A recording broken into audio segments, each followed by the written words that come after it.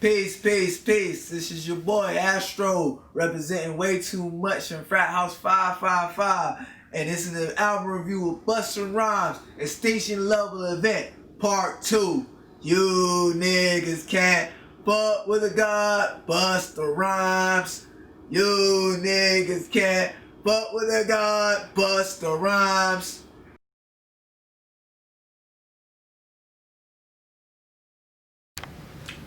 This is a solid album by old Ninja.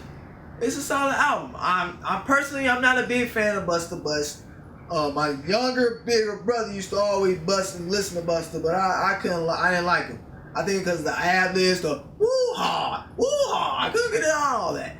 And then when he started kicking the knowledge, back in the day when I had my child mind, I couldn't understand his grown-up tendencies, his grown-up things he was talking about. So I couldn't grip it. I couldn't get an understanding. I thought he was more of a character of a rapper than a real rapper.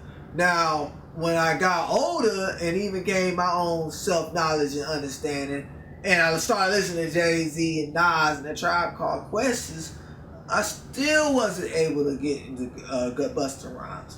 Busta was still his energy was hype, but I wasn't feeling him.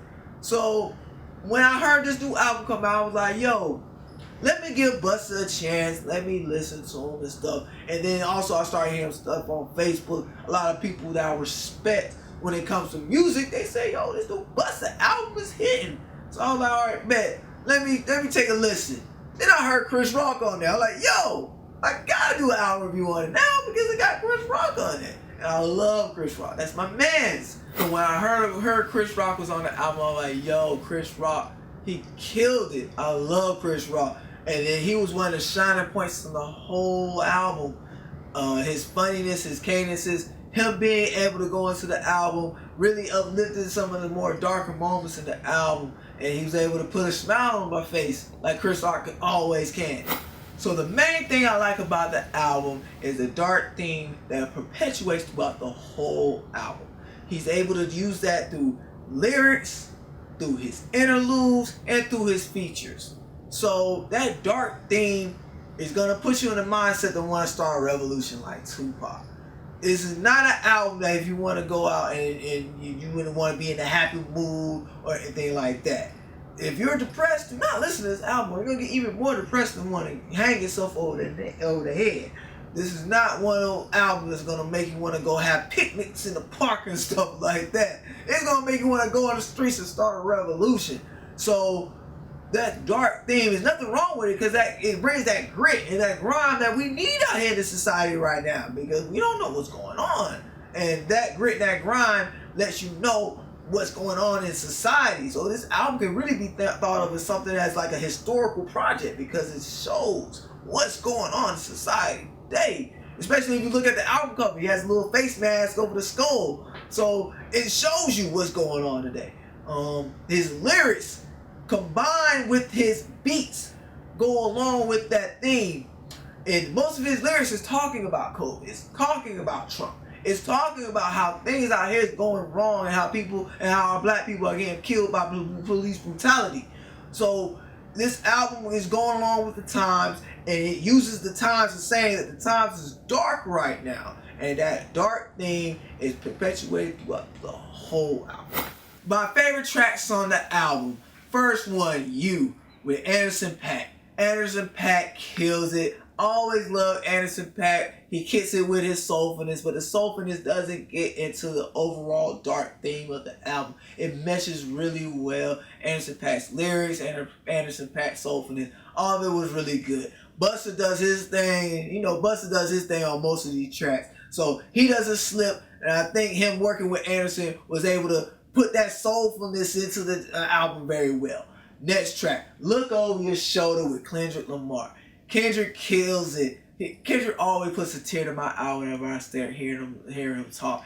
And then he pushed Busta to another level because I think Busta was like, look, this is not going to be no control joint. You're not about to come on here and murder me on my own joint. So I'm going to come in here with my lyrics and you going to not kill me on it. And he comes with it. I think they mesh very well, and then how they both have the different cadences kind of bounce off with each other very nicely as well. his intro track. He had Rakim on there. It was a great little intro, and it really sets the theme throughout the whole album. Also, Busta Rhymes hits on some introspective stuff where you learn about what he's going through on his own mental time space and mind frame and stuff like that. So for a first track to be able to, you really get to feel the artist and understand the artist. He's really being vulnerable, and he lets you into what his mind spaces is. Now, this might not go throughout the whole album when you let him on introspective, but he would say, let me go ahead and get this out of the way. So he go about trying to start this revolution. Next track that I really like is Out of My Mind with Belle Div DeVoe.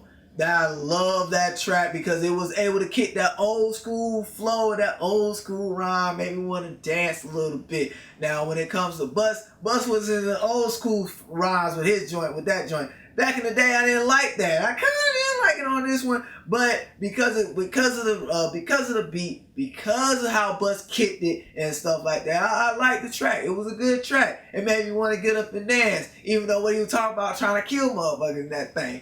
Next track, Master for Muhammad with Rick Ross. Rick Ross kills it. He goes through that beat and he does his thing. Rick Ross knows his lane. And he gets in this lane and he rides that lane. And he does really good on his feature tracks anyway. So he does a good job on here again. I'm not a big Farrakhan fan. So when he starts doing all that jibber jabber, I'm not into what he was saying. But when it comes to Bust was kicking that knowledge. If you want to forget reading a book, just listen to Bust rhyme on there. You're going to have the knowledge you're going to need to progress in this world. And then Rick Ross hits you with a little knowledge too. So check that track out. Very nice. So what I don't like about the album is too long. It's too long. Hour 20-something minutes is too long for a contemporary album. Now, maybe it's blaming on me because I'm part of this microwave society where we have to have things so quick and in our face and right now. Or maybe you can blame it on Bust for being such an old ninja that he feels like he has to do it in the old way, where he have albums that's 2-3 hours long with double this, triple this. Well, no, stop all that. We don't got time for all that. There's too much things going on in our lives, too many other things that get our attention and it distracts us. So for a project to be this long is during this day and age, it's hard for me to rock with that. Honestly, only reason I got through the album was because I'm doing an album review on it. If it wasn't for that, I wouldn't even have did it. So it could have been sliced down to maybe 12, 13 songs. Kill the fluff. When there's no fluff, then you're not going to have an album where you have throwaway songs. And there was a few throwaway tracks on here. So if you just keep it where only 12, 13 songs, your biggest thing is the things that you really want, then you're going to have a very, very happy listener like myself. So in conclusion, I give this album a 4 stars out of 5. This was a good album, a solid album by old ninja. Again, this is coming from somebody that don't even like Busta like that. Now, this is not going to make me a fan of Busta, but it was a very enjoyable listen, especially during this COVID times. The theme was amazing. The lyrics were on point. The beats had me banging, and the features were amazing. Now, again, if you're not a fan of Busta, this is something you should still listen to it, and it's not going to turn you, but it's going to something that's enjoyable, something that busts in the whip, you know what I mean, bang your head to. And if you love Busta, you probably already heard it. You just want to hear somebody talk about it. So again, I recommend this album. It's a nice album, good. Blessings to the God, Busta Rhymes.